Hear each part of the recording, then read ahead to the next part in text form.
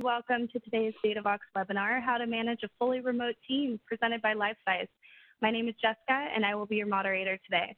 We are broadcasting this webinar through Cisco WebEx events, and the audio can be heard through your PC or by calling into the phone number listed and with the access code provided in your confirmation email or calendar invite for this event.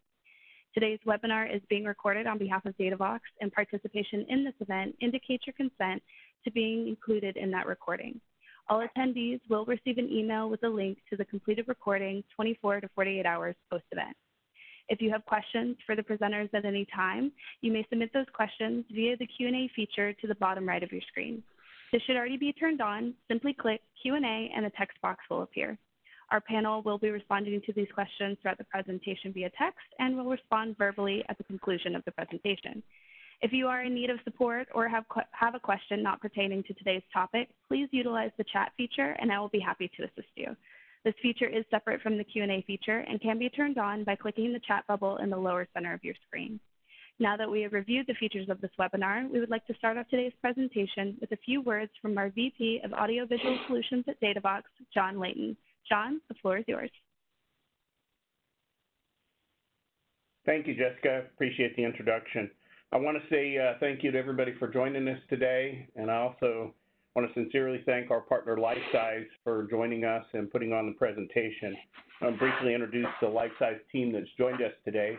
We've got Heidi Scheffler, Channel Manager, Brittany Gillis, who's the Director of Channels for the Americas, Leah Lance, a Regional Sales Manager, and Tim Maloney, Senior VP for America's Sales. So team, I'm going to kick the ball over to you and let's get this thing started. Fantastic. So, John and Jessica, thank you for having a Lifesize team on this call today. That was a fantastic opening, Jessica.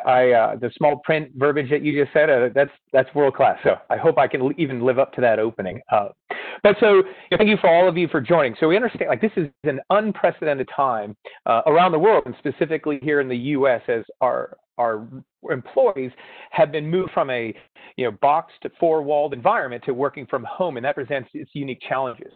A little bit about my background. I've been in sales and channels for over 25 years, and I was thinking about it last night. I added up. I've been a remote employee for about 19 of those 25 years, and have run global teams and domestic remote teams. So what we're going to talk about today are some of the lessons I've learned either through things that worked or even the hard way of hey, these are things you probably should not do as we look forward. So some of the topics that we'll talk about today are, how to manage expectations with your team, right? And that means what are they doing? How are they doing it? And when do you want them to do it? Using the right tools. How do you intend to engage your teams? How do you intend for them to engage each other? And what are the goals? A few weeks ago, those questions were answered by, I would stand up and walk to so-and-so's office, desk, or location. And now that we are dispersed, how do you intend to replicate that in your current business model?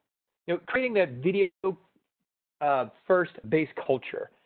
Research shows that about 2/3 of communication are nonverbal. And when I used to run some of my global teams in the past, video wasn't at a point where the average person can consume it, whether technology or cost. And so I had to do it the old-fashioned way via phone. And it is incredibly hard to manage a remote team, especially an international remote team, via phone. Phone is a hard way to interpret intent. I could never tell if my teams thought my jokes were funny or there was a misunderstanding. And this helps bridge the gap, not only making sure that the messages are being received, but that you as the person who's leading the organization are also understanding what your people are saying. So we'll talk about that. Why are regular one-on-ones critical in this time as our employees are remote, and how do we drive engagement and reconnecting our people? Over-communicate. I had a drill sergeant that used to tell me, Maloney, the way we communicate things are tell your people what you're going to tell them, and then tell them what you told them. And that way you ensure that your messages are getting across, because especially in a remote environment, clear and concise communication is critical to ensure that the business goals can be met given a different environment. And last, we'll talk about bonding opportunities. And I think most people don't put enough effort around this.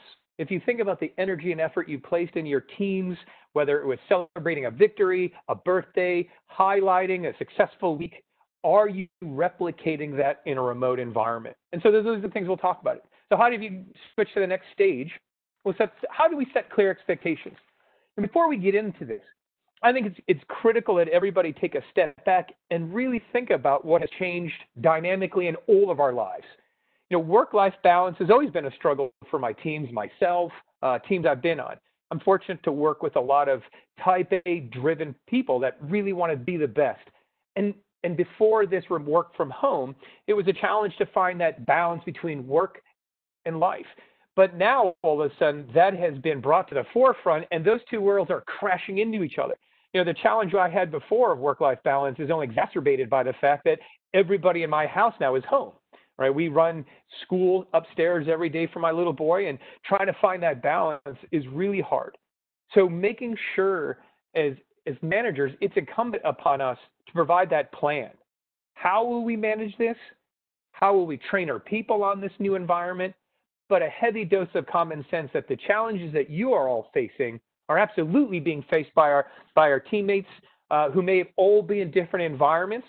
So as you build your plans, it's important to just recognize that human factor, that the world truly has changed and we have to adapt our approach, not simply how do I run someone remote, but what is that environment that those people are in right now? So some of the questions like what tools will you use? Do you have a training program, an adoption program? Are you ensuring that they're staying with it? Red Hat will tell you that a new behavior takes about 30 days to adopt. So are you ensuring that when you roll out your tools, whatever those might be, that your people are getting the training and that you as a leader are reinforcing the use of those approaches to ensure that everyone else is adopting and not gravitating towards the old way? How will you communicate? Are you using email? Is it a phone call? Is it video? How will you be engaging those employees that no longer can go to the water cooler or the break room to share information around the building?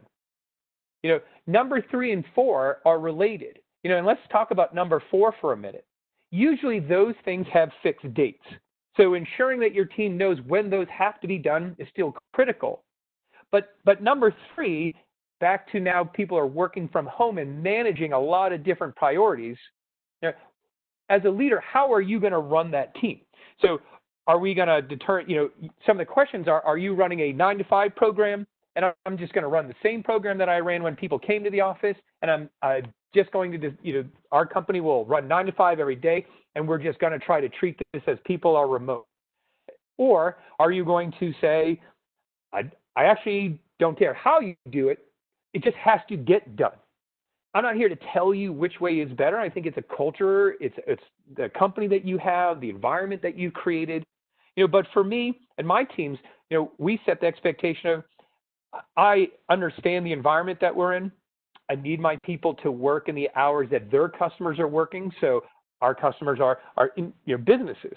My development team, though, their customers are the code and the company. So does it matter that our developers come in 9 to 5, or is it okay that they come in whenever they want and that job gets done? So it's just another factor as leaders as what environment and what are the expectations that we really have. And I think the most important one is, am I holding myself to the same standard I expect my people to? One of the things that we say to salespeople is the first person a salesperson lies to is themselves. So are you really creating an environment and are you leading the way you want your people to? So things to keep in mind. If you go too far one way, hey, do whatever you want when you want, things fall apart. I think if you go too far the other way, and managing a rigid environment, I just don't think it's a realistic reflection of the life and the world that we are all living in today.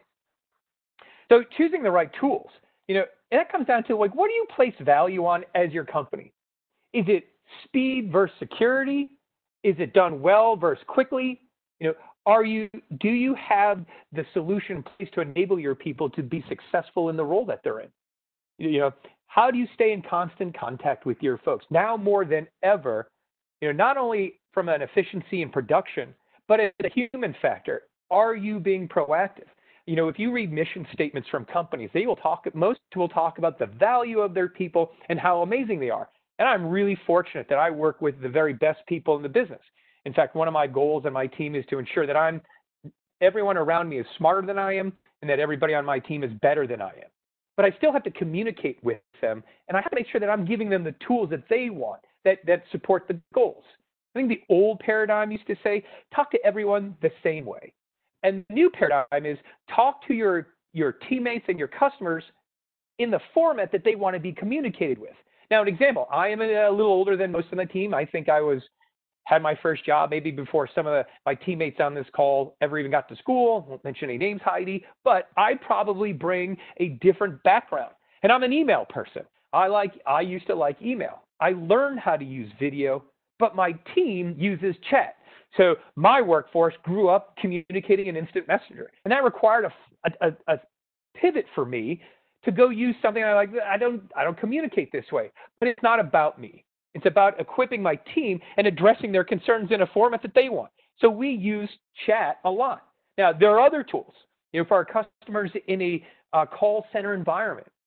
Those, especially in the COVID environment where we want to provide safety and disperse our workforces, Serenova has a tool that allows folks where we have thousands of agents, to be able to take that home, be able to complete that job in a safe environment while still reaching the corporate goals. My team and I are fortunate that we, one, predominantly have always been remote workforce, and two, leverage the technology from Lifesize that gives me a realistic, almost in-person experience when I talk to my team. And that's one of the key things that we have found, that I can't replicate being in the office. When I go to our Austin headquarters, it's a great environment. But what can I do when I'm remote? I need to make sure that my folks know how to use those tools, that they're simple to adopt. But at the end, will they use them, and will I? It's great to talk about technology. And it's great to say, hey, this is going to drive this proficiency. But if we don't use them and adopt them, then it's a waste of time. So talk to your folks. What are their needs? My workforce is a very visual one. We sell a visual communication solution. They grew up in an environment where using chat and other mobile video is normal. So making sure that you are communicating with your people, never mind the business part. This is about the human factor of how do I engage and how do I ensure that my people stay motivated and with me as we change. The next slide talks about creating a video-first culture, right? So before we get into that, one of the things that a lot of people have experienced is, I think go back one, is, do you have a office space? If you can go to the create a video culture first slide, thank you. So have you created an office space? For even at Lifesize, my development team, finance team, my accounts receivable team, being remote is a new thing for them. So as the sales team and the sales engineering team have been remote this whole time, we are sharing our best practices. And one of the critical ones before we getting into the culture part is, as a person, do your employees, do you have a dedicated workspace? And I know everybody has different environments. I'm fortunate I have a home office, but not everyone has that. Example, this past summer, I broke my foot and couldn't go up and down stairs. And so at first I tried it from the couch and it was comfortable and it was kind of fun, but completely ineffective.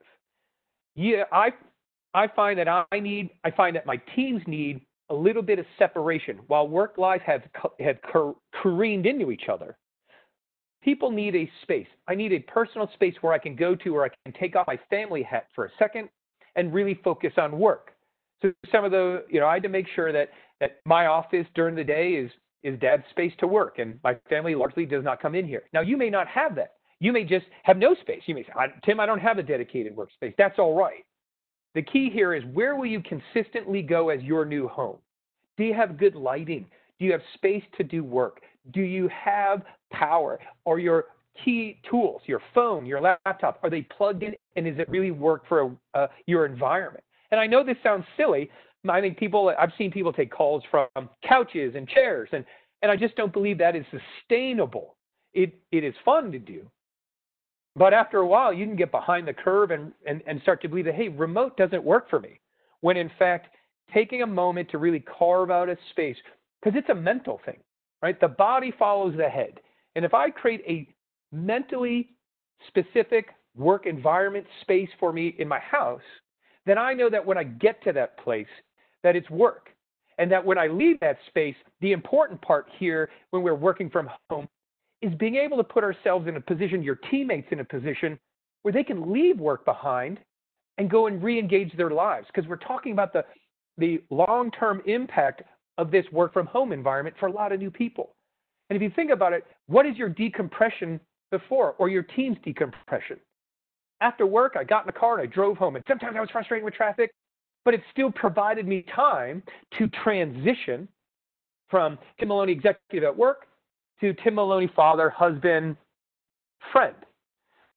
But when we push those things together on top of each other, are you cognizant about that you and your teams still need that separation? And that's why finding a dedicated spot, even if it's just a corner desk, a tray table, or something, workspace is important because it allows you to mentally get back to the environment that you're used to be when you went to an office. So why a video culture first? As I talked about, when I used to run global teams, and especially ones that I had teams in Singapore, Japan, Korea, Australia, Germany, France, and the UK, where language is a barrier, being able to see and understand that is what I'm saying getting across. Because 2/3 of communication nonverbal. On a phone, it was hard to tell if it is a language barrier, a miscommunication, or someone were angry, or I was not getting across. Can I understand what my people are saying, and do they feel validated that I understand? And so video helps me do all of those things because I can stop most miscommunications fairly rapidly because I can see it. Think about the old ways with email. Email is a terrible way to convey serious messages. You can't tell tone. You can't tell tenor. It's hard to read intent. Was that a joke? Was it a jab? Is this person funny or not funny? In video, I can see all of those things almost in real time. And it's not perfect, but it allows me to knock off probably about 90% of miscommunications because I can see, like, oh, wait a second, Brittany, walk me through, like, whoa, that was a strange reaction. Are your teams leaning in? Are they leaning back? Are their arms crossed? Are they not listening? So, how do you keep remote employees in the loop? If we take a second to think about life for a minute, a lot of it I learned about from when I studied physics. Remote employees, if you think about a bicycle wheel, at the center of the hub is your HQ or is the manager. And on the very edge of that bicycle tire are your employees. And that spoke in between is your connection. And if we think about how a tire goes around a bike, it does this motion. Now, if you draw that out on a piece of paper, which part moves faster? The manager on the inside giving guidance or the employee in a remote on the edge? Well, physics tells us that since those 2 points are connected and they travel at the same time, the point further away from the center has to be moving faster. It's basic physics. And if you think about your employees the same way, things happen faster on the edge. So you must, a tidal wave in the center of the hub is a tsunami by the time it reaches your remote employees. They no longer have the water cooler. They no longer have the break room. They no longer have the ability to go bounce ideas off people about what you mean and what is happening. And so keeping them in the loop is a dampener. It slows that velocity and it slows the amplitude that grows as it gets out to your remote employees. And if you think about it in those ways, it actually makes sense. So how do we boost overall productivity? Well, for me, in 3.5 years at Lifesize, I've flown close to over 600,000 miles. Now, I'm very, very happy to be home. My productivity's up. I'm not traveling. My people aren't traveling as much. We're honing our listening skills, our question skills. We no longer, as business people, can get by being in a room. I can actually translate that now to a video environment where my people are thinking about, if I can engage my customer, a prospect, or a partner in this video call, I now need to make sure that to that limited time, that my questions are better, that I'm paying attention to the responses that I'm getting. I just can't get away with, I'll just come back later and rehash that conversation in the break room. Video culture first allows you to reduce the unnecessary travel. There's an expense. There's a productivity cost. We get to improve communication, as we've talked about, and it improves the value of your employees now feel. How many of you heard I'm remote? It's a challenge. I'm struggling trying to teach children. We're homeschooling now. We're not prepared for that. And a video culture first allows me to bring some normalcy back to my teams in talking, coaching, and engaging them. The value of the video first is that I'm concerned about what's happening on the edge of the wheel and then backwards engineering around that. So let's talk about some of those key things. So host regular one-on-one team meetings. Now, what are some topics? So Heidi, if you go to the next one. So there's work. What are we working on? But I also think it's critically important that this is a social outlet sometimes for people. This is your employees' chance to engage with someone. Historically, as a leader, I would engage with my teams, and then I had my own things, and I trusted my amazing people to do the things that they were responsible for. And through that day, they communicated with each other, other departments. They were able to interact. And now that's been sealed off. So we talk about work now, but we've changed and evolved our one-on-ones to talk about work-life balance. We talked about their priorities, not only what are your priorities at work, but what do you have going on at home? What is your homework and balance? You know, I've got 3 kids at home, Tim. My significant other is now home. My sales ops guy works from the front yard when his wife has a work call. You know, he shifts and he takes the kids and they're outside and he's doing his best. And so while I'm engaging him, I'm also trying to make sure that, hey, listen, I get the challenge. I can see the stress as his little boys play. And our job as leaders is like, it's okay. You're doing an amazing job of balancing all of this. And sometimes I'm a therapist. I make sure that we're checking in on our goals. At the same time, how are my people doing? So remember, one-on-ones are important because most people don't make decisions with the best information. They make decisions with the information that is most readily available at that moment. So as a leader, it's incumbent upon us again to ensure that we are always engaging our remote employees and ensuring that they understand their function, how it relates to the overall mission of the company, what the task is, and how it relates to the overall goals. You know, video, I can see them. I can also hear them. I engage my team on calls. So if you're having a team call, one of the best ways to engage everyone I've found is to ask questions of your teammates. So Heidi and Brittany and Leah have all experienced this of being on a team call, and I will just ask a general question. So Brittany, how is our inventory looking? Heidi, can you tell me the forecast? Leah, what is your gap between where you are? And you will be amazed how quickly your teammates go from looking at other things to absolutely paying attention for fear that they're going to get popped with a question. And it is not to ridicule, it is not to point out, but it is to keep people focused. It is to make sure that I am delivering content that they feel is valuable, and it's a good check-in point for me. You know, when we talk about, Heidi, the next one, is we talk about over-communicating goals. Are your people focused on the right things? You know, it gets back to motion versus progress, and especially in a dynamic remote environment where people are, what is the health of my families, my parents, my children? How will we teach them? I'm doing homeschooling now. I'm trying to manage my business. I run a $100 million remote business from my office here in New Hampshire. How do I do all those things? Well, it comes with, do my people understand what we should be doing? And have I communicated that effectively of what are the right things? Right? You hear it all the time that high-performing teams, and I believe in this strongly, that I can point my team and say, these are the goals, this is why we're after it, and these are the metrics. And then I can take a step back and allow my amazing people to go off and drive the solution because they're best equipped to do it. So what are your goals? You know, are you after control or results? And again, those are different things. What environment are you setting up? And different levels of experiences, different functions have different requirements, but have you written those down? Can you verbally express what your goals are for your teams? Do you want things done quickly or well?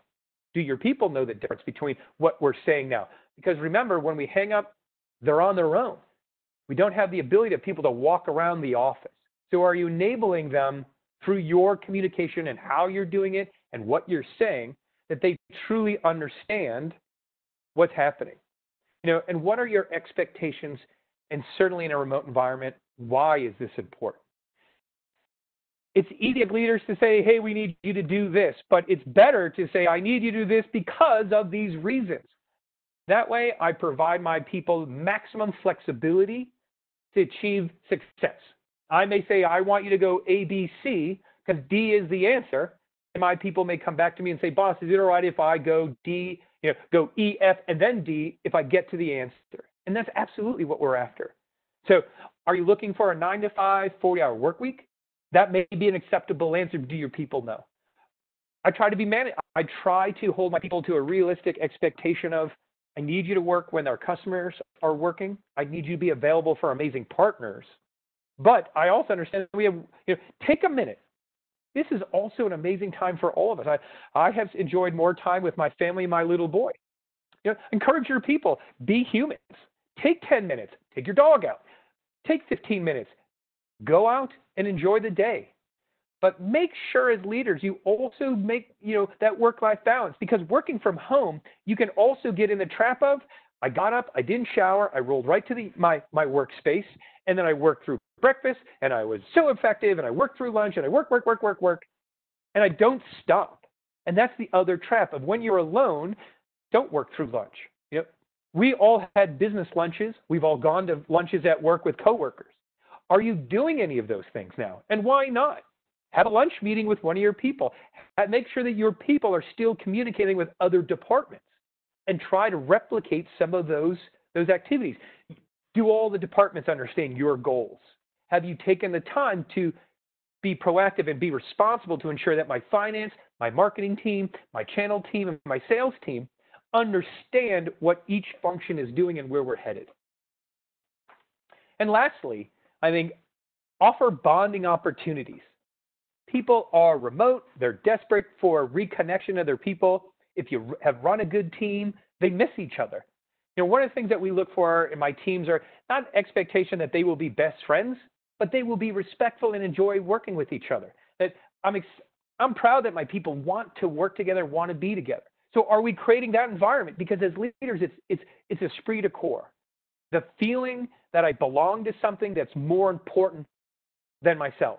So for those of you in the military, what is esprit de corps? You drive around your town later today or this weekend, and you might see someone who has an Air Force sticker on their car. I proudly served in the U.S. Air Force. And you probably maybe see a handful of I was in the Navy or my son or daughter in the Navy stickers. Maybe you see some Army stickers, proud paratrooper, Army Ranger, amazing skills. But I will tell you, if you look around, every single person who has ever been in the U.S. Marine Corps absolutely has a Marine Corps sticker. Why? Esprit de corps. The feeling that being a part of the Marine Corps was more important than the individual. And those people, the Marines still, they wear that badge of honor on their vehicles, on their hats. That's esprit de corps. Do you have that? Is it just work? Or are we being effective in realizing the changes in these environments? So we have virtual happy hours on Friday. We celebrate our teammates' birthdays, right? We have working lunches together. So are you doing fun things to provide that same esprit de corps? It's a balance, right?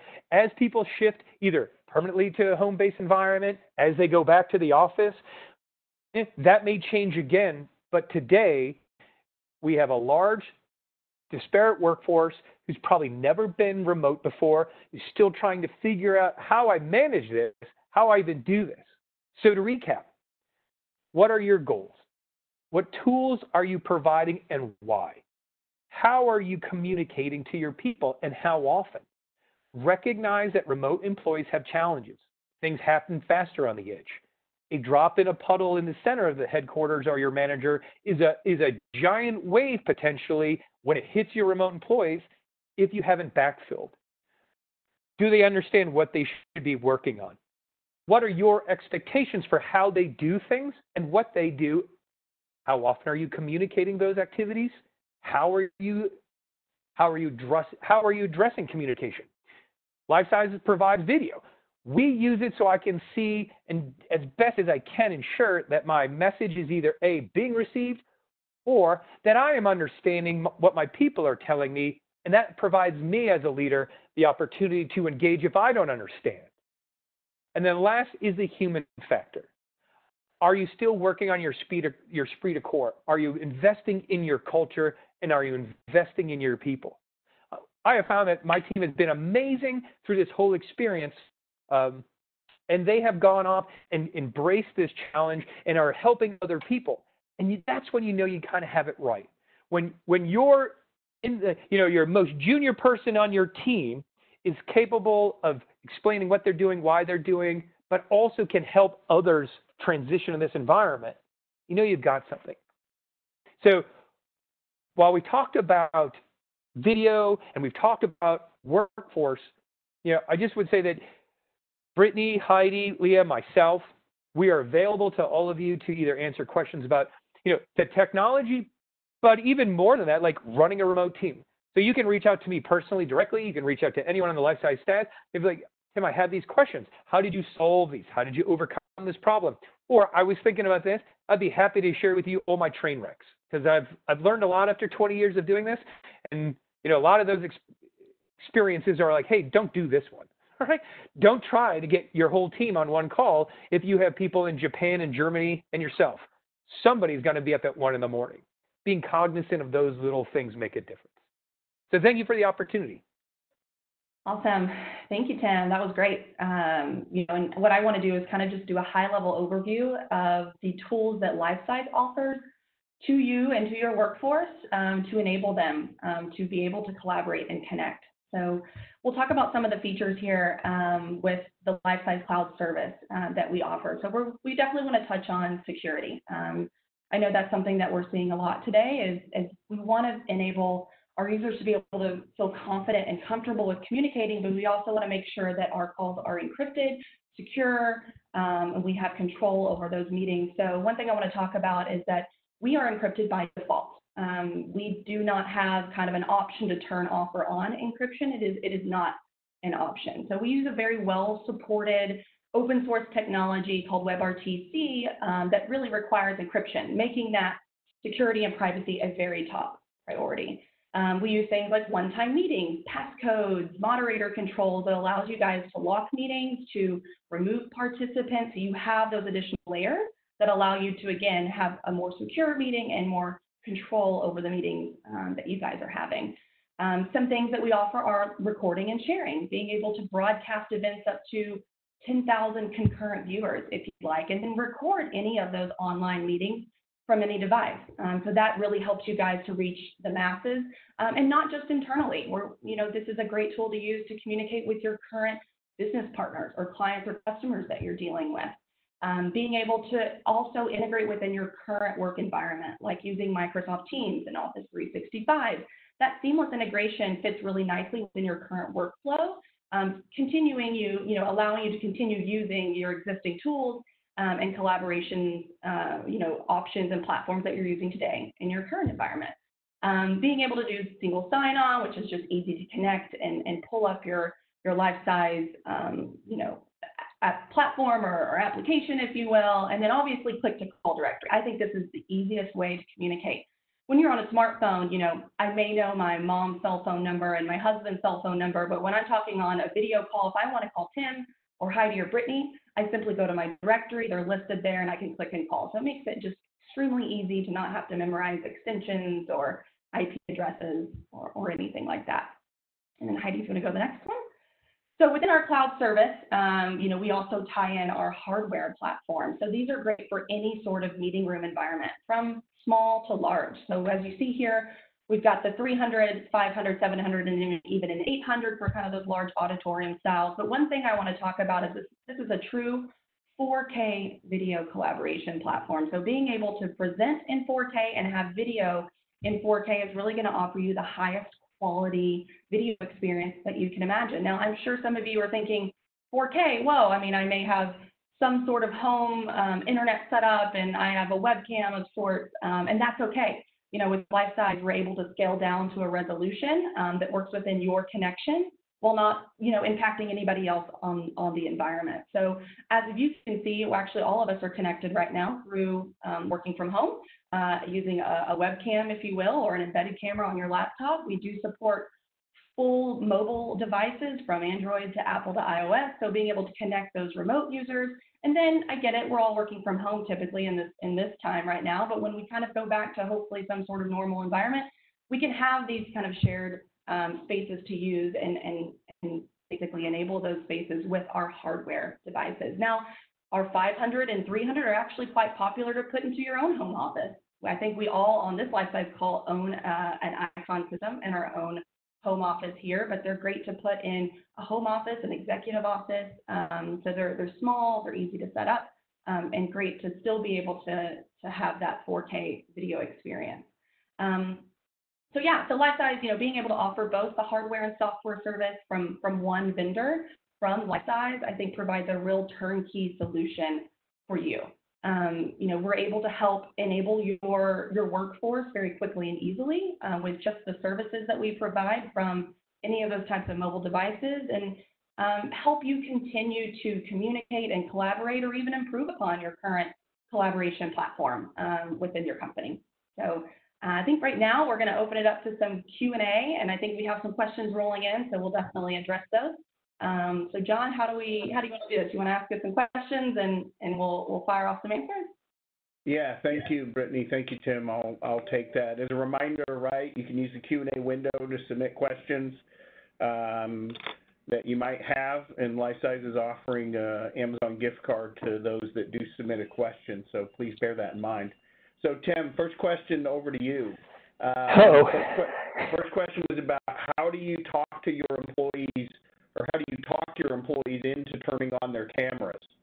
The question states that, that's hard for them. They are a 100% work from home company, even before the virus. So how do you address that with employees?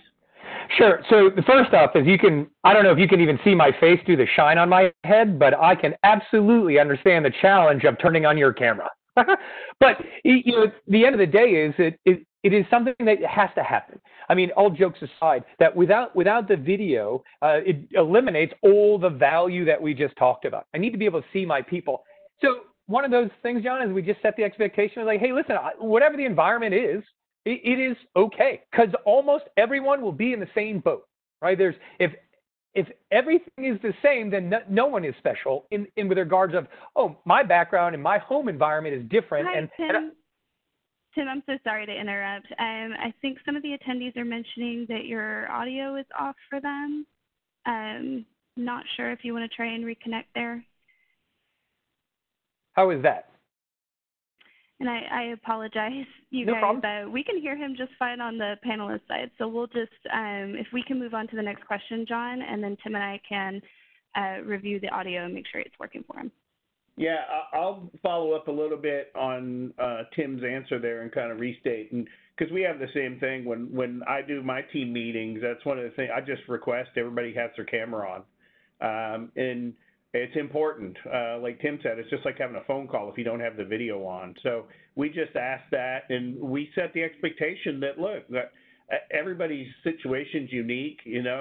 We had one the other day, we had a call, and it seems like the kids were fine until the call started, and then they were all over mom, right? So, it was kind of funny. Mom got them settled down, but we're all going through that right now. As Tim alluded to earlier, homeschooling was not expected to be having to be done, and a lot of parents are now teachers, and that comes into that work schedule as well. Work when you can, spend time when you need to with the kids, and you just kind of have to learn to be flexible.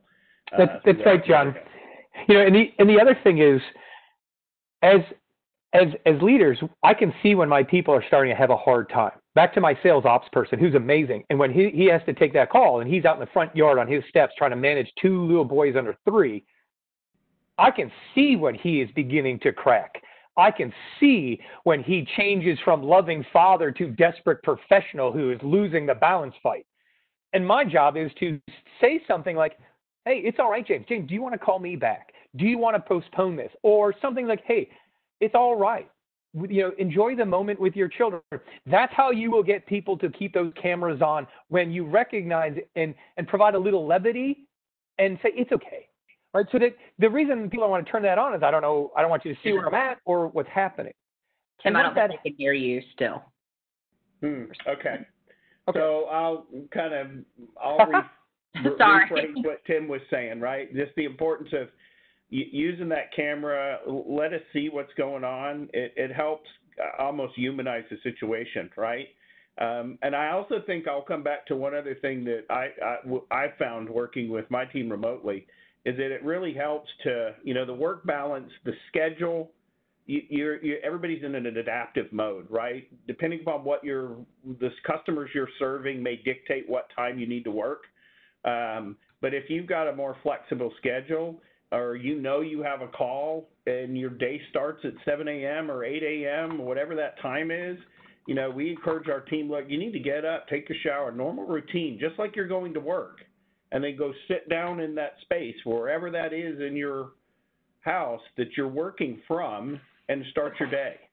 And that means you're prepared. Now, you may have on a polo instead of a dress shirt, and you may have shorts on under the table rather than dress slacks or khakis or something.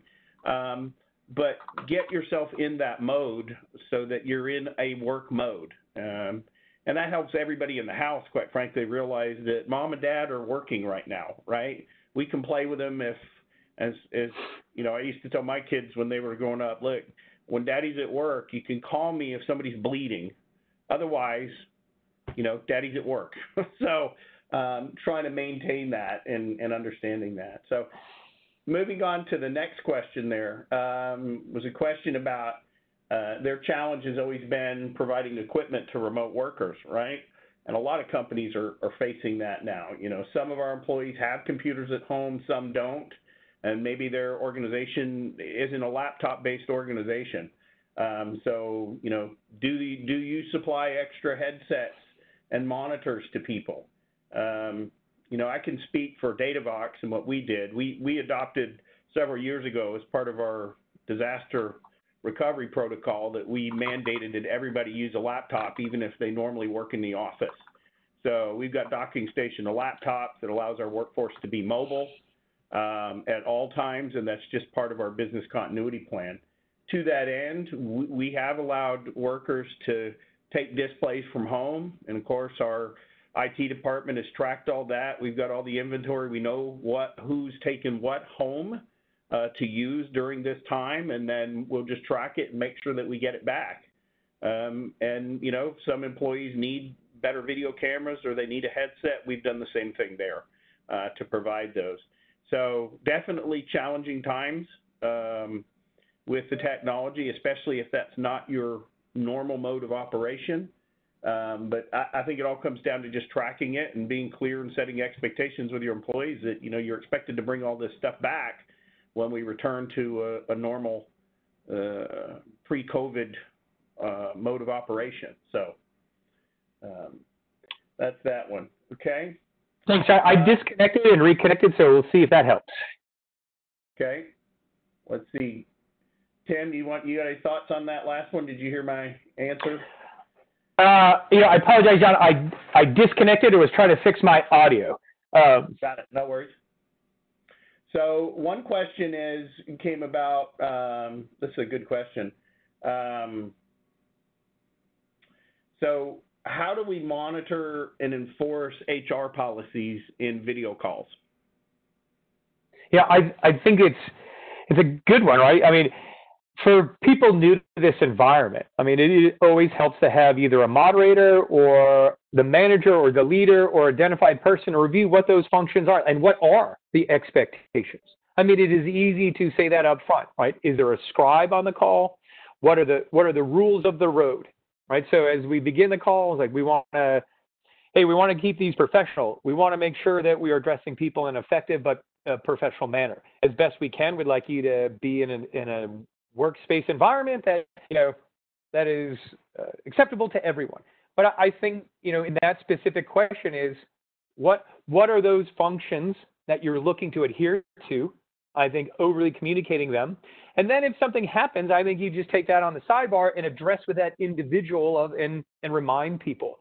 But I think it's a baseline up front. These are our expectations. And again, don't assume that everyone understands. If there's something that you feel important, right? Again, back to the wheel analogy, things happen faster on the edge. say them, ensure that people understand how you think things should be managed and what are the acceptable behaviors or policies that you need to see deployed? Yeah, and Tim, I'll follow on that, and I think it's a great question. And as you were answering, I got thinking about other things that maybe you don't think about but you have to set clear expectations with your employees. Like, what people do in their personal life has now been brought to the office by the fact that we have so many people working remotely, and if you're engaging video. So, they may have posters in their office that you don't necessarily want up in a video call in the background, just because it's not representative of what your company values are. Whatever that poster might be. That could be a perfect example of something that someone from HR could get a complaint that I was on a call and Tim's got this poster behind him that I think's inappropriate. Valid comment that needs to be handled through HR and just like anything else and addressed appropriately. If there are major concerns about HR, one thing I could say is that you could go to a recording option for recording video calls so that you have that available for review should there be an issue. So I think that's one option. That's good points, John. So next one up, the kind of on that same thing, is there a way to search video calls? That's a challenging one, but again, if you had a recording of the call, you could go back and listen to it. And then, at this time, I don't think Lifesize has a speech-to-text conversion native on recorded calls that would make that content searchable. I believe that's the case. That's a pretty rare. I don't know that anybody's doing that, quite honestly. It would be interesting, but yeah, I'm not aware of anyone that has that real-time transcription and searchable audio. There are solutions out there that do that, but those are more, I think, telephony-driven as opposed to video-driven. Sure. Next question from the same one, another really good question. How are U.S. privacy laws applicable during video calls? So interesting, when U.S. privacy laws, GDPR compliance, a lot of those, as we talk about the things that we are communicating over video are still the same things that we would be discussing in an office. So at least in the environment that I work in, we are not usually running afoul of any of those kinds of engagements. Now, one of the things about this tool that I'm really proud of is that the Lifesize solution that we utilize is a ground-up secure environment built from end-to-end encryption always. You can't turn it off. It's not a feature that they can turn on. So we have a lot of customers in the healthcare and legal space, courts, healthcare professionals, where there are other governing and federal regulations around how they use those tools. But in a secure environment, I think maybe that question is then, if you are, were you talking, I guess two things. Are you concerned about hey, I'm communicating over a video environment over something that privacy that I would be fear of getting out? Or is it a different fundamental question of, are you discussing things regardless over video or person to person that would violate those principles and you probably shouldn't do those anyway? If it's the former, Lifesize provides an encrypted tool, so we feel comfortable in the environment and making sure that we use the tool correctly, we've set up the calls correctly. If it's sensitive, we use one-time meetings. A one-time meeting is something that is a virtual meeting room that shows up for that call, and when we hang up that call, that disappears into cyberspace, and if anybody ever attempted to get back into that room, it doesn't exist. But I guess not knowing the background on that call, that would probably, to me, would be a call with HR to say, hey, I think we're going to discuss some of these things. Do I violate any of our corporate or federal standards? Okay, thanks, Tim. I know we've got a few more questions there, and if we run out of time, we'll be answering those and getting the answers out. So we do appreciate the submissions. Next question up, Tim. In terms of the recording, can anyone initiate the record or just the organizer of the meeting? Leah, this is why I keep you around. So do I record it on Lifesize or does everybody record it? I just run the team. Hey, I just asked the questions. I can help there. Yeah, actually, anyone as a licensed user within your account has the ability to record. It's kind of an enable or disable across the board feature that allows all your users to record any of their own meetings. But I think it's important to note that when that feature is turned on, every single person attending that call will be notified through a record feature. There is a red button that comes on with the letters REC, so it's very visible so that there are no surprises. So the follow-on question would be, well, what would I know if I'm being recorded? And with Lifesize, yes, you would. So it's promptly displayed on the screen that all participants know that that call is being recorded. Good. So let me ask a question about, hold on, let me find this one again that I saw earlier. Zoom. So what helps distinguish Lifesize over Zoom as a platform, and why choose Lifesize over Zoom? So there are a couple of different things. I think the first one is when I look at Lifesize, when my customers purchase Lifesize, they've gone out and done these evaluations. And it can be from any reason, from the value of Lifesize providing not only the SaaS, the cloud element, what I'm using right now as I run off a laptop, but I also provide hardware. And I provide an integrated end-to-end solution. And what that provides my customers is one phone call to make for all support, one throat to choke, if you will, about something not working. So there's the value of reducing bandwidth on my IT staff to manage challenges when they come up. Because of that integrated solution, I can see remote employees. I can see how those endpoints are doing. I can manage those remote cameras as an IT professional.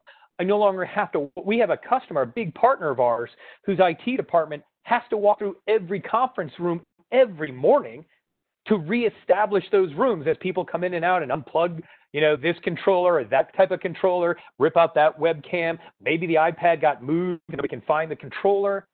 So there's value in that. There's value that are from the fundamental ground up, that security was always a precedent for Lifesize and Craig Malloy.